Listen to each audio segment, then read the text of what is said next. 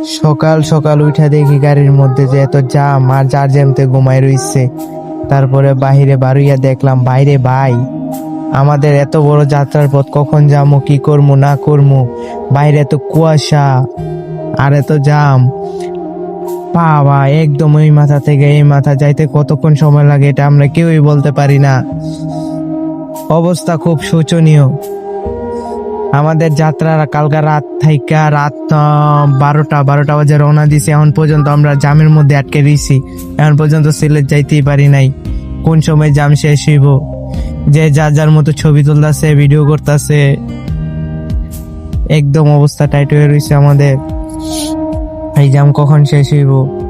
আর গাড়ির মধ্যে তো অবস্থা টাইটই আছে।